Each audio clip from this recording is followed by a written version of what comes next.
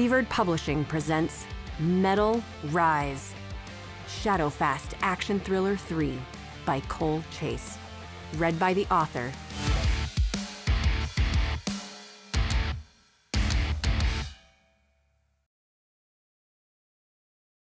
Cooper whirls, and as soon as he glimpses the dark-haired security guard, posed with one hand ready to draw a holstered sidearm, he hurls the double-sign ball right at the guard's head. The guard flinch ducks as Cooper flings himself behind the leather sectional. His dangling rifle swings with his movement and brushes the sports display, so as he crash lands on the carpet, baseballs rain on him like history's briefest yet most expensive hailstorm. Cooper clutches another baseball and peeks over the couch. The guard, regaining his footing, raises a walkie-talkie to his mouth. Cooper thinks, "No way is this dude authorized to shoot in a room full of irreplaceable shit." He flings another baseball, which bounces off the guard's temple. "Ow, Emboldened by the reaction, Cooper stands cradling 4 more balls and hurdles each one at the dazed guard as hard and fast as possible. 2 score in center mass. Another grazes the guard's shoulder and behind him cracks the Kiss Pinball's display panel. The 4th hits the guard directly in the crotch. The guard yawps and collapses to the floor. Cooper brings up his AR and advances on the writhing guard, traversing the furniture and the weird table shuffleboard thingy. The guard twists and moans with one hand between his legs. "Your turn to freeze, bitch," Cooper begins when the guard's other hand pops up. He aims his sidearm at Cooper and jerks the trigger. The indoor detonation of the gun rattles the display cases. Cooper flings himself backwards as a round zips past his nose and embeds in the ceiling. At panic speed, he army crawls behind the cover of the shuffleboard table. "You can't shoot this shit," he yells over his ringing ears. "You'll get fired." "I'll get fired harder if you get away." Didn't the shuffleboard table have little steel pucks to slide? Stalling for time while he feels around over his head, Cooper says, "I'll split the proceeds with you." "Those little cars are worth—" A pistol shot cuts him off. The bullet thwacks into the wooden side panel of the shuffleboard table. It dawns on Cooper that shots fired will draw guards faster than the diversion Rory has going. He tries to peep from beside the table to shoot a warning burst at the guard, but when he glimpses the man, he finds himself staring down the barrel of a gun 15 feet away. He jerks back just as the gun goes off. Splinters from the table sting his cheek. "Fuck this," Cooper thinks. He sees an errant baseball on the floor and crams it into his pocket out of instinct. Then he makes for the far door, keeping low and keeping the table between him and the guard. He rises briefly to slip over a couch, drawing more fire, but landing with 2 pieces of furniture between him and the gun. The carpet burns his elbows as he belly crawls for the beckoning door. He's 5 feet from it when he hears what he feared, pounding feet, and the battle rattle of more armed guards rushing in from the other side. Once the door opens, Cooper will be lying on the ground at 12 o'clock in the enemy's sights. He heaves himself sideways, rolling over and over, landing at 3 o'clock relative to the door. He aims at it. The door crashes open. From the floor, Cooper sees a pair of black boots rush into the room. Testing his self-restraint, he waits until he sees a second pair of feet entering. Then he pulls the trigger. On the rifle range, Cooper's VTAC 1-5 drill time is under 3 seconds. He treats the 4 legs in his sights like targets for the drill. Working left to right, he puts 1 bullet in the first ankle, 2 in the second ankle, 3 in the third ankle, 4 in the fourth ankle. But by then, in about 2 seconds, there are no more ankles to send bullets into. The first guard falls forward into the room, shouting in agony and collapsing face first onto his sand-colored AR. The second guard wails and falls backward, mostly vanishing into the hallway. Cooper leaps to his feet, spinning to target the first guard. He sees the guard's back as the man flees past the playboys toward the locker room. Cooper advances on the squirming guard who belly flopped into the man cave. He presses the barrel of his AR against the back of the man's skull, and the man freezes. Cooper invests a glance toward the other guard in the hallway. He seems to be passed out, with a puddle of blood around his shredded combat boots. "I could kill you," Cooper says. The guard sounds short of breath as he wheezes into the carpet. "Doing my job, not personal." "Fair point. How is your AR chambered?" 5.56. "Give me your magazines." Prone, with his feet bleeding and his head pressed into the floor, the guard flails awkwardly to reach 2 magazines on his duty belt. Once Cooper sees where they are, he rips away the Velcro flaps and snatches them. He pockets one. With the other, he executes a speed reload on his AR, leaving his spent magazine on the floor. He smirks to himself. He just used an empty rifle to force his enemy to provide ammo. "Assume push-up position," he says. I can't. You shot my feet." "Then do it from the knees," Cooper barks with command authority. "Do it." The guard, whimpering, spreads his arms and lifts his shoulders from the ground. Moving swiftly, Cooper slides the man's AR from under him and pulls the sling over the man's head, freeing the rifle. He tosses it in the direction of the Hot Wheels display. Then he unclips the walkie from the man's belt and lobs it completely across the room. Cooper examines the man's belt and smiles. "You really came to play, son." The man groans through gritted teeth, barely able to sustain the push-up position. "At ease," Cooper says. The guard slumps to the floor, panting. Cooper steals the guard's dump pouch and a grenade clipped to the belt. He reads the markings on the grenade aloud. "M11, thermobaric multibang." He grins. "Well, threaten me with a good time, why don't you? Stay there." The guard doesn't move, doesn't respond. He might be crying. Cooper glides over to the Hot Wheels and scrapes several of them off the shelf into the dump bag.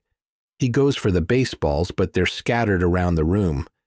He plucks the guard's AR off the floor and returns to him. "Where were we?" Cooper asks conversationally. "Oh yeah, should I kill you?" No.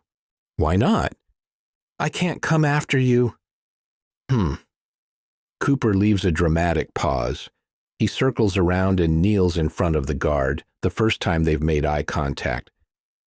"This is your first chance and your second chance. I see you hobbling around out there. You'll be dead before you hear the gun go boom." "I've got kids," the guard says. "A wife." Cooper softens his expression. "What's your name, partner?" "Sap. Just kidding, I don't give a shit." Cooper stands and, using the second AR's stock, knocks the guard on the skull. The guard's head lolls to one side as the man lies stunned. Cooper flits into the next room. It looks like a cross between a dining room and a conference room, with a big table and a dozen chairs filling the center.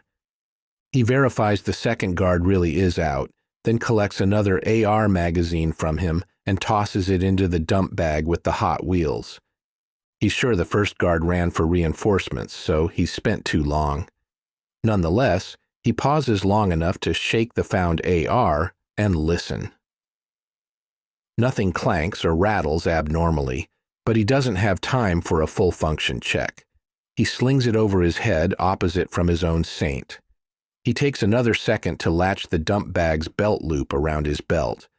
By then, he can hear the scuffle and murmur of reinforcements coming from the other end of the man cave, so he hurries on. And that's as close as he gets to finding Nightboy before every light in and on the grounds goes dark. "Breach in 3. It's Quinn's voice in his earpiece. "Party at my place." Chapter 25. 2:52 a.m. After exiting Mr. Lick's, which he will now always think of as his flying ice cream truck, Cisco slips through the underbrush to the edge of the patio in front of the mansion. He kneels between two hydrangeas to scout. The mansion has all kinds of sections, side buildings, decks, balconies, and pools, plus architectural features he can't name. It's bigger than a motel. Uplights shine on many of the nooks and crannies, painting part of the mansion blue, part green. Where lights are on inside, the windows glow golden. It's so pretty, he can't imagine that all of this belongs to one guy and that it's a home. To his 11 o'clock, he sees a guard on patrol amble away, and moments later Cooper emerges from cover, running bent over up to a glass sliding door. Like Cooper, Cisco also sees the coast is clear, but he has his own style. His style does not include roadie running everywhere. He plain old runs from the bushes, straight ahead toward a stone facade topped with a low balcony. In a flying leap, he grabs one of the pipe railings and boosts himself over onto the balcony. Due to his past hopping alley fences as a street kid, there's nothing to it. The side of the house that faces the sound features tons and tons of glass, so the residents can enjoy the view. Like Cooper, he finds himself facing a sliding glass door. Unlike Cooper, his is normal-sized and slightly open. Silently, he pushes through, and Mira, he's in. The room looks like a fancy home office with lots of dark paneling, built-in shelves full of books, and a massive wooden desk in front of a leather executive chair. A big aquarium glows in the darkened room, the colorful fish serenely oblivious of Cisco and his mission. He smells stale weed, so maybe someone left the sliding door open to air the room out. Cisco slips to the interior door and peeks down the hall. He listens. He can't hear anyone. He feels at ease. In the van, he heard the chaos as Manny spoofed lots of people, triggering weight sensors in other parts of the house. He's pretty sure the staff and guards are running around at the other end of the compound. He also got to pilot Mr. Licks at 200 miles per hour, something so unexpected and cool that it goes beyond his bucket list. That's a bonus no matter what else the night holds. He walks to the end of the hall. The carpet looks like a snowbank, white with a thick, crazy long shag texture.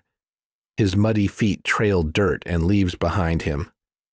Listening at the next intersection, he can hear distant walkies squelching and people coordinating with each other in shouts.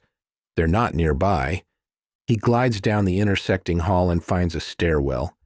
He climbs flight after flight until he reaches the top. He's slightly winded, but not much because the nightly exertion of drumming a full heavy metal set keeps him fit. The first door opens to a bathroom that blows his mind. It's bigger than his bedroom at home. It seems to have two toilets side by side, one slightly different from the other. Marble and tile gleam around a giant clawfoot bathtub. The bathroom smells like vanilla, which he guesses comes from the thick candles burning at the head and foot of the tub. Looks like someone was getting ready to relax when the alarms interrupted them. When he approaches the tub, he sees it has a built-in headrest and holes for jacuzzi jets. He plugs the drain and turns the water on, full blast. It takes several steps to walk from the bathtub to the bathroom sink, a distance he has never experienced in a bathroom. He shakes his head. Every bathroom sink he has ever seen rests down inside a counter. Isn't that why they call it a sink? But this one looks like a giant jade bowl sitting on top of the counter, as if they sliced a hollow stone ball in half. Coño, the rich really are different. He plugs the sink and turns the water on, full blast. He returns to the bathtub, then leaves with one fat candle in each hand. Across the hall, he finds a bedroom.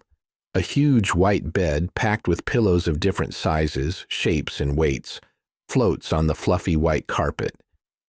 The room looks sleek and geometric, with lots of drawers built right into the wall. He pauses in amazement when he sees the room has its own private fireplace. He places one of the vanilla candles on the floor. Still holding a candle in the other hand, with his free hand he grips the edges of 3 pillows. He stands them leaning on each other over the open flame on the floor. Within seconds, the piping on the pillow shams begins smoking. Translucent sheer curtains grace the windows facing Puget Sound. He touches a candle to them, and they flare up like gossamer. Near the ceiling, the blaze finds a curtain rod cover made of more substantial fabric. It begins to smolder. The pillows on the floor smoke more and more, but won't catch fire. Cisco gazes around the room and settles on a couple of ski magazines. Putting his second candle on a nightstand, he tears some pages out of the magazines and feeds them to the flame. As they ignite, he drops each lit page onto the bedspread. He crumples more loose pages and tucks them around the candle on the floor. He kneels by the fireplace and inspects it until he finds a lever that opens the flue. He presses it open, adding more ventilation for his flames. The curtain rod fabric finally ignites. Cisco goes to the window and finds that it doesn't open like a traditional window, but a crank lets him open it about 4 inches. That burst of air finally sets the pillows and the bedspread afire. Subtle crackles fill the room. He doesn't feel much heat yet, but something burning releases sharp smells of vinyl and glue. Give it time, the fire will grow. Down the hallway he sees only 2 more doors across from each other, then 20 feet farther, the corridor ends at the exterior wall. He pops his head into each room, which look like variations on the bedroom he just left. But the second room includes a built-in counter tricked out as a homework area. It has a closed laptop and a futuristic desk lamp. Near the wall, the counter holds a microwave oven, and below it, a mini fridge. Cisco hurries back to the huge bathroom. The tub is merely 1/3 full, but the sink already overflows, splashing water onto the tile floor. He steps gingerly to the medicine cabinet and looks inside. After a moment, he grins at what he finds. An aerosol can of body spray. He hurries back to the last bedroom. Chuckling, he mists some of the body spray on himself and suddenly smells like a lime. He tosses the can inside the microwave, sets the timer for 5 minutes, and presses start. Then he snatches a bottle of water from the mini fridge and dances from the room. The flaming bedroom now pours a column of black smoke into the hallway, rising to the ceiling. Cisco hurries past it and starts down the stairs, stopping on the first landing. As he waits for the spray can to blow, he doesn't know what to do next. The fire is growing, bien. But will water from the bathroom stop it? He's not sure how much trouble it takes to meet Quinn's definition of mayhem.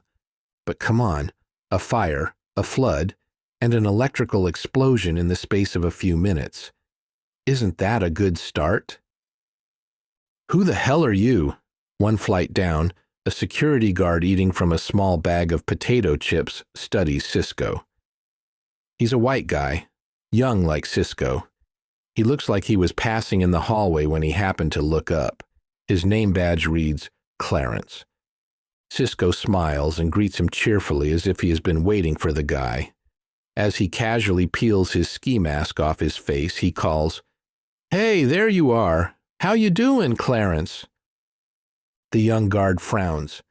"Are you authorized to be here?" Cisco chuckles. "I don't even know." The guard's hand drifts to his holster. With one hand on the gun and one hand holding fun-sized chips, he is the very definition of a mixed message. "What does that mean?" Cisco leans against the wall, relaxed. "See, I'm kinda authorized because I was sent by a guy who was president of the United States. But he's not anymore, so that makes it tricky, you know? Like, what is authorized?" With one hand, his fingers imply scare quotes around authorized. "Hey, are those the new ghost pepper flavor?" The guard seems taken aback by Cisco's casual friendliness. He looks at his chips, then back at Cisco, frowning. "Yeah." "You like 'em?" "The flaming hotter bet, hey, who are you?" The gun comes out of the holster, but still points at the floor. "You weren't sent by any president of the United States." "I really was," Cisco replies with an infectious, "can you believe it?" grin. "Real talk? China and Russia bribed your boss to attack the U.S. I'm going to stop him. Want to help?" The guard drops the bag of chips to take a two-handed grip on his Glock. "Hands in the air, whack job!" As he's bringing the barrel to bear on Cisco, the bedroom fire triggers the household fire alarm. In the hallway above, a white light pulses on and off, and an ear-splitting digital whoop ascends, then cuts off, ascends, then cuts off, looping over and over. Then Cisco hears the microwave explode. It's nothing like a movie explosion, just a short, light faff that disappoints him. The young guard's face has saucer eyes that turn everywhere, trying to stare in every direction at once. What are all these sudden threats? He finally focuses on Cisco. His expression turns dark. Weapon aimed at Cisco, he begins to charge from the lower landing up the 7 stairs. Mid-charge, there's a massive thunk, and the entire building goes dark. The shrill alarm instantly cuts off. Cisco has been half waiting for this moment because he knew the plan was for Danny to knock out the power. In the blackness, he hurls himself at the guard. Because he was standing higher, his knee has devastating force behind it when it hits the guard's nose. Cisco can't see anything, but he can feel the nasal cartilage crush like one of the guard's potato chips. The guard cries out and falls ass backward down the stairs. Because Cisco committed his weight, he also goes over. They slide awkwardly, tangled in a mini avalanche of elbows and knees, and the guard's Glock and Cisco's water bottle and the balaclava. But when the mess shudders to a stop at the next landing, the guard lies still while Cisco pops right up. The utter silence after the ear-piercing alarm feels dramatic. In the dark, mute house, Cisco can now see, upstairs, the orange glow of the flickering flames.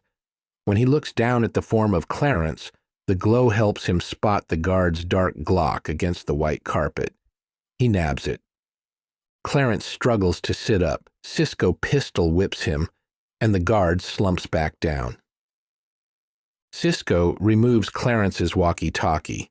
Then Quinn's voice brings his earpiece to life. "Breach in 3, party at my place." Cisco tugs his ski mask back on and jogs down the stairs. Too late, he realizes he should have grabbed the ghost pepper chips. He likes it spicy. Chapter 26. Time indeterminate. Nightboy peers up at the burly guard. He knew his insults were beyond risky, but it earned him what had almost been too much to hope for. Hands freed. "Belt," Ike orders. "Off!" He brandishes Nightboy's Ka-tool blade again. Nightboy makes a show of exhaling as if defeated. His half-functioning hands move to his belt buckle, and then every light in the place clicks off, turning the underground wine cellar pitch black. "What the hell?" Ike blurts into the inky darkness. Nightboy doesn't question his good fortune. Compared to his normal deafness, he fumbles, but he manages to unclasp the little knife from behind the belt buckle. It falls into his palm, and he gets it oriented so he can grip it with the 1-inch blade pointing out. It must be true dark indeed, when even pupils as wide as his find no light. But he can echolocate from the sound of the guard's voice because Ike still stands right where Nightboy last saw him. Nightboy darts the knife forward, 1-2, and slices both of Ike's femoral arteries. Then he throws his body to one side, tipping his chair over. Even with his arms free to ease the fall, the movement feels like an ice pick through the skull.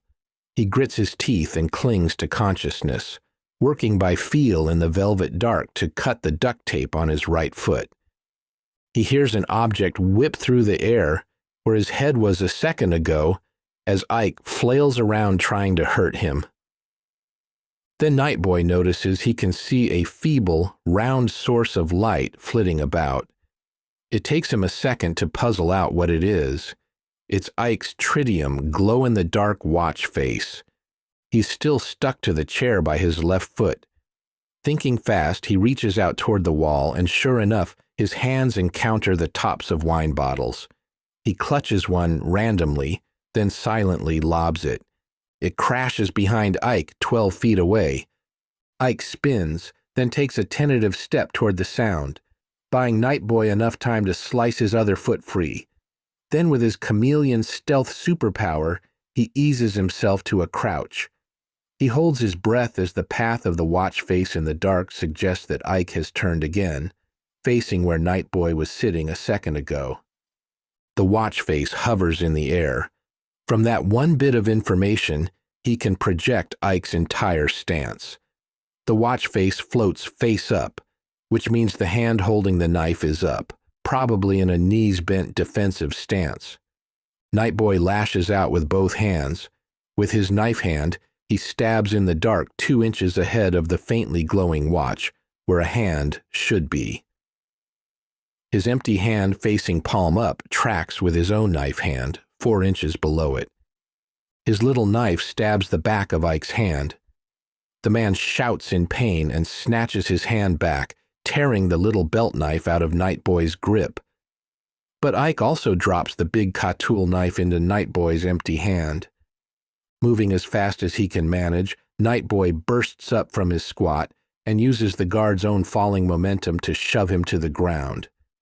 Then Nightboy hustles the opposite way, around the end of the wine racks, to the next aisle, where he heard Bo smack the Indian dude. And none too soon. A beam of light from Bo's tactical flashlight hits the chair that held Nightboy moments ago, but now lies empty on its side. "Shit," Ike says. "Where are you, fucker?" As Bo starts to swing the beam around, it swivels past Ike, then it stops, returns to Ike. "What the hell happened to you?" Bo asks. One aisle over, Nightboy hears their interaction rather than sees it. Even though filtered through dozens of wine bottles, the refracted bounce of the flashlight gives his hungry pupils enough illumination to make out the shape of the Indian dude tied to a chair. "Fucker stab me," Ike growls.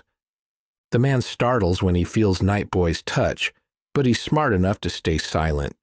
Nightboy slices his bonds away. It's not that Nightboy is a selfless rescuer. He just figures 2 against 2 helps even the odds.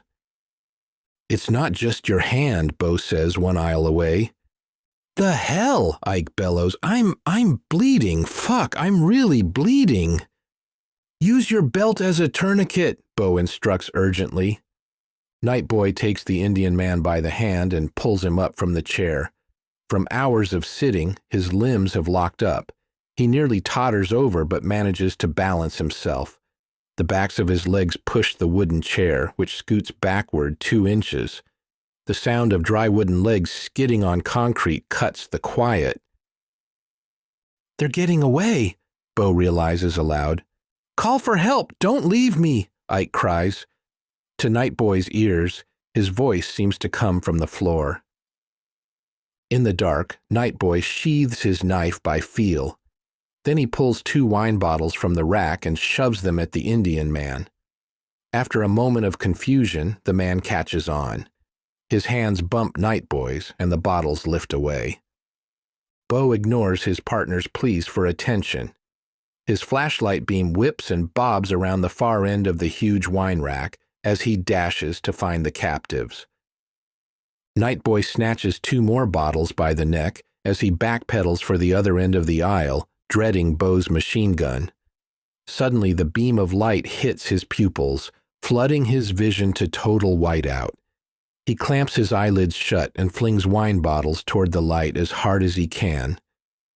He can sense the other captive moving beside him. A second later, he hears 3 bottles shatter at the other end of the aisle. Bo grunts. Maybe a 4th flying bottle hit him.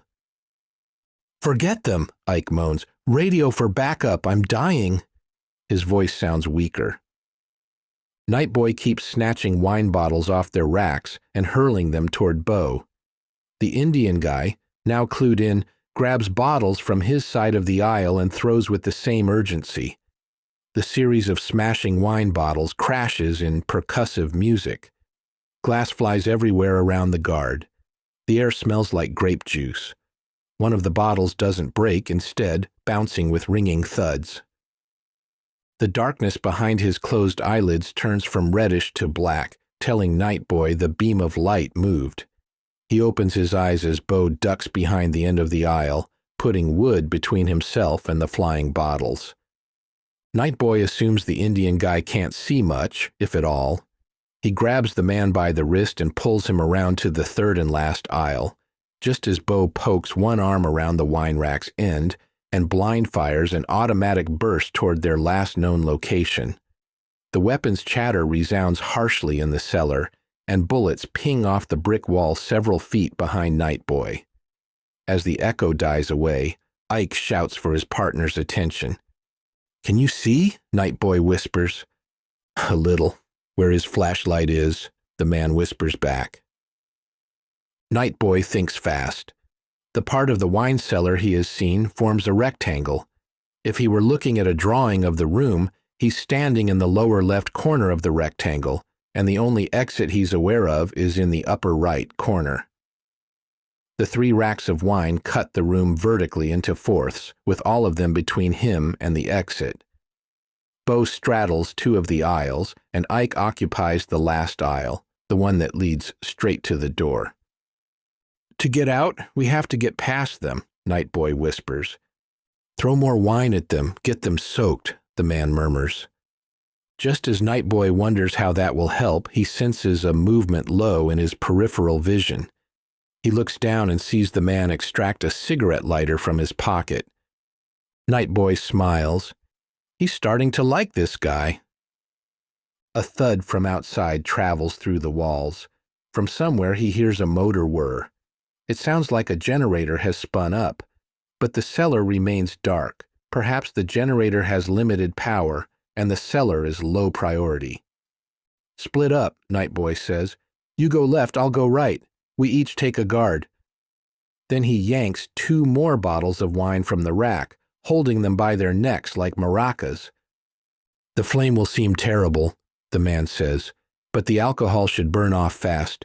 Then we run." Nightboy nods. Then, in case the man cannot see, he whispers, "Agree. Good luck."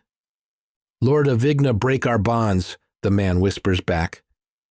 Nightboy has no idea how to respond. Hail? Satan?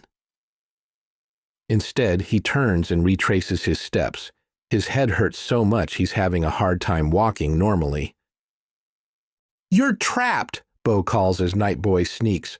"Come out! If I gotta chase you, I'll make you pay!" His voice rings from the far corner where the door is. It's a logical ploy. Rather than play cat and mouse, he can simply block the only exit and wait for reinforcements. Chapter 27, 2:54 a.m.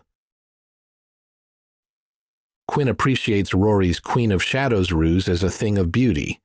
He and Manny tracked her as staff security detained her, and in effect, the staff also escorted them to Brody. He and Manny squat on the southwest side of the compound behind expensively landscaped quartz boulders. When they drove in from the north, they could see only the top floor of the mansion. Here on the south side, the side facing the water, 4 stories show.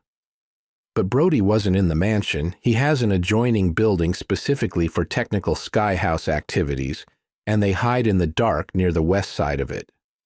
Quinn notices a flicker, then a wavering glow from one of the upstairs windows at the east end of the mansion. As he watches, a bright orange horizontal line travels up the window. It must be fire gobbling up sheer curtains because after that, he can see flames inside. Cisco has found an effective way to lure plenty of staff away from Brody. In his earpiece, Rory still rants away at Brody. Finally, she gives the cue. Darkness. "Go, Danny," Quinn thinks. Sure enough, a second later, the entire compound cuts to black as Danny throws the electrical mains. "Breach in 3, Quinn broadcasts to his team. "Party at my place." That's the team code for "rally on me." He takes one last glance around to maintain situational awareness. Manny stands to his right with their last AT-4 rocket tube balanced on his shoulder. Due to a trick of the sloping terrain, he can stand upright, but from the viewpoint of the tech lab, only his head and shoulders clear the boulders. Behind them both, at their 5 o'clock, a dock leads to a small marina housing Bach's various boats, bobbing in the West Sound. A half-dozen little pedal boats and party electric boats for guests nudge up to the dock. A couple of the larger ships, running on their own generators, shine running lights into the black. They're too far away to cause concern. Far to Quinn's right, at the bottom floor of the house, he sees the silhouettes of 3 staff members racing east across a patio toward the wing that's on fire. Seconds after they pass, a glass door slides open and Cooper jogs out, holding an AR at low ready, with a second AR slung to his back. Watching in all directions, he heads toward Quinn and Manny. "Light 'em up," Quinn orders. Manny's hands swarm all over the tube as he clears the 3 safeties. "Rocket," he responds calmly. Quinn fought near AT-4s when he was in Afghanistan, so he knows what to expect. But every time one fires during those first moments when the primer clicks, it always seems like the rocket might fail to ignite. His heart leaps with relief when the shell whooshes away in a burst of smoke and backblast. Brody's personal skyhouse lab, built to industrial specifications, has concrete walls. Quinn had wondered how well the rocket would do against cement. Since the designers made the shell to pierce armor, it exceeds expectations. With a boom that shakes the night and makes the pines shiver a rain of needles, the rocket blows a hole in the wall large enough for the Hulk to run through. Seconds after the impact, more chunks of cement tumble as their weight pulls them down from mangled rebar. Manny snaps the sight off the empty AT-4 tube and drops it in the dirt. He grabs his M4, slung from his back, and pulls it up into high ready. Quinn exchanges a look with him. He sees battle fervor in Manny's eyes. All it takes is one tight nod from Quinn, and together they skirt the boulders and charge up the hill at the gaping wall. As Quinn dashes up a hill covered with ferns and redwood stumps, he hadn't counted on it being so black inside the lab. He can see shapes that look like humans, but he can't make out who's who. The power outage, intended to disorient the defenders, has disoriented the attackers. He doesn't want to shoot Rory. Automatic weapons fire erupts from the lab. Bullets stitch a line in the dirt at his feet. He spins to his left and fetches up against the remains of the concrete wall. He looks for Manny. When he sees the big Samoan, he curses himself for his double stupidity. First, for not forecasting that you can't see into a room experiencing a blackout at night, and second, that in playing 3-dimensional chess in his mind to outwit Brody, he formed a strategy that forgot about Manny's burn pit asthma. He fucking forgot. His mind fills with self-imprecation as he witnesses the big Samoan wheezing and huffing up the slope. Within steps, Manny's run slows to a determined gasping trudge. At least he has the presence of mind to notice the bullets hitting near Quinn's feet and veer to the right to put the concrete wall between himself and the shooters. But he's a giant, slow-moving target. About the time Quinn wonders what else can go wrong, 2 things happen. He hears a handgun go off in the lab and a male voice wail in pain. And then with a sudden roar of multiple gas engines, the compound's automated backup generators come on. Ground lights shine up at all the walls of the mansion, illuminating it brightly in the night. Quinn suddenly finds himself peering through a glare that the uplights bounce off his own eyelashes. The night shadows flee and leave him standing completely vulnerable from all angles outside. but the return of electrical power also returns light to the lab. Fluorescent ceiling tubes wink on, 1, 2, 3, flicker 4. Now he can see 4 armed guards, and deep in the room, Brody. He doesn't see Rory or Harwell, so that means they aren't in his firing line. Reacting fast, he lines up his SIG and places 2 round center mass on the closest guard. The man's limbs flail as he clatters to the floor. Manny fires a 3-round burst from his M4, and a second guard falls. Then the remaining 2 guards return fire with sustained bursts, forcing Quinn and Manny to duck back into cover, flinching against the wall across the breach from one another. "Reloading," one of the guards calls out. "Thanks for letting me know," Quinn thinks. He exposes himself briefly enough to lob one of Shadowfast's colored smoke bombs into the room. He ducks back and listens. Compared to the rocket and the gunfire, the pop of the smoke bomb seems gentle. He listens to the pressurized hiss for a count of 3, then peeks through the gap. A thick purple geyser gushes up from the center of the room, spreading out along the ceiling and quickly making the view impenetrable. One of the guards, vanishing in the haze as Quinn watches, doubles over coughing. The other fumbles to get a gas mask on. Crunching comes from the ground behind Quinn. He whirls to find Cooper dashing up the slope. One of his 2 ARs has the sandy color box guards carry, and Quinn can intuit where Cooper got it. "Let's breach," he tells Cooper. He pins Manny with a look. "Rear guard," he tells him. "Stay put and watch our 6. Manny nods. Did a look of relief flicker in his eyes? Quinn has no time to think about it. He hops the foot of wall still standing and, concealed by the smoke, goes in low. Immediately he runs into a long line of desks, stretching away from him, all facing his left. He ducks down at the end of the first desk.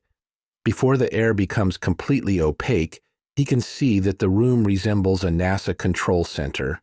2 rows of desks with computer monitors on each one, terraced bleacher style, so the people in the back can see over the people in the front. He drops down the steps sideways, left to the next row of desks down. Cooper filters in behind him and takes the position he just had. Quinn tries to take in the whole room and memorize it before visibility is 0. Through the purple haze, he can see a large digital clock on the back wall. In foot-high red letters, it announces the time, 2:57 a.m. He has 2 minutes to find and stop Brody.